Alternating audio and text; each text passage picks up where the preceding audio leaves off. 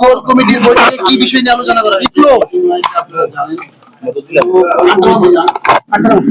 Core কমিটির সাথে extended ফর্মে যারা ইনভাইটেড মেম্বার্স ছিল, অনেকে মিনিস্টাররাও ছিলেন এবং জনজাতিদের যারা লিডাররা সেখানে ছিলেন।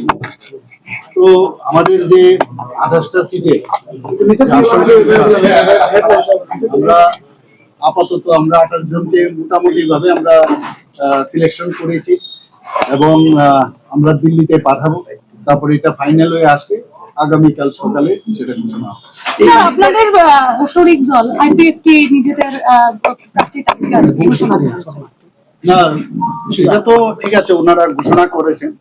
এখনই আমাদের তরফ থেকে ওনাদের সাথে কথাবার্তা হচ্ছে, যোগাযোগ হচ্ছে যে ওনারা মানে যেভাবে ডিক্লেয়ার করেছেন, কেন ডিক্লেয়ার করলেন, আমাদের সাথে তো কথাবার্তা বলেনি। যাই হোক, এখনো আলোচনা চলছে, তারপর আমরা ডিসিশন নেব। আমরা 28টার জন্য আমরা মোটামুটি আমরা সিলেকশন করেছি, ডিসিশন হয়েছে এবং সেটা দিল্লির সিলমোহর পেলে কালকে আগামীকাল সকালে সেটা দিচ্ছে। স্যার, তিপ্রামথার সঙ্গে মানে কেন আলোচনাটা মানে এগোলো না? মানে একটা তো ধারণা করা হচ্ছিল যে আমি আগেও বারবার বলেছি, তিপ্রামথা আমাদের, ওনারা তো আমাদের মিনিস্ট্রির মধ্যে আছেন, অ্যালায়েন্স পার্টনার এবং আইপিএফ টু অ্যালায়েন্স পার্টনার। এখন সবার এক্সপেকটেশন থাকে অনেক, তো সেই জায়গার মধ্যে আলোচনা হতেই পারে। এবং আমি বারবার যেটা আগে বলার চেষ্টা করেছি যে এডিসির মধ্যে আমরা কিন্তু অপোজিশনে আছি, কাজেই ওখানে তো আমরা তাদের সাথে অ্যালায়েন্স নেই। যে অপোজিশন হিসাবে আমরা আমাদের সেই দায়িত্ব আমরা পালন করছি এবং আমরা আমাদের মতো করে লিস্টটা আমরা যে 28টা সিটের জন্য আমরা ডিসিশন নিয়েছি। তো সেই কারণেই আমাদের ডিসিশন হয়েছে, কথাবার্তা হয়েছে আমাদের সাথে অনেক দিন ধরে। এখন যেহেতু আমার মনে হয় যে ফ্রেন্ডলি এবং এটা সুন্দর একটা, ঠিক আছে, তারা তাদের ক্যান্ডিডেট দেবে, আমরা আমাদের ক্যান্ডিডেট দেব।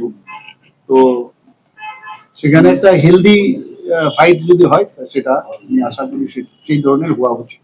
প্রাথমিকভাবে জয় নিয়ে কতটা আশাবাদী? আমি 100% আগেও বলেছি যে আমরা জয়যুক্ত হব এবং এডিসি গঠন। স্যার, তাহলে পাহাড়ে 5 মুখী নির্বাচনী লড়াই হচ্ছে, কোন মুখী আমার জানা নেই। এখন কথা হচ্ছে যে আমরা তো ওয়ান ওয়ে, আমরা আমাদের মতো করে যাচ্ছি। তারপরে যারা আসবে আসবে, নিশ্চয়ই গণতন্ত্রের সবারই অধিকার দাঁড়ানো, কাজেই এই নিয়ে আমরা চিন্তিত নই। স্যার, রাজনৈতিক মহলে একটা আলোচনা হচ্ছে যে এই যে জোটটা হলো না, এটা 2023-এর বিধানসভার আগে যেরকম ভাবে বিজেপি মতে একসঙ্গে আলাদা আলাদা লড়াই করেছিল, পরবর্তী সময় একসঙ্গে জোট হয়েছে, এবারেও কি মানে সেটা হওয়ার সম্ভাবনা রয়েছে কিনা, মানে পোস্ট পোল অ্যালায়েন্স হওয়ার কোনো? এখন তখনও তো এরকম ছিল না, কাজেই পোস্ট পোলই হয়েছিল তখন এলাকায়। হতে পারে ভবিষ্যৎ কে জানে কি হবে, মানে সেইভাবে এখন পর্যন্ত কথা হয়। So what has been the main hurdle in this alliance? Because talks were there at New Delhi also we did. Why you are running after these hurdles and all? Forget about that.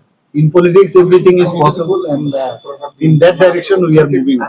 And, what was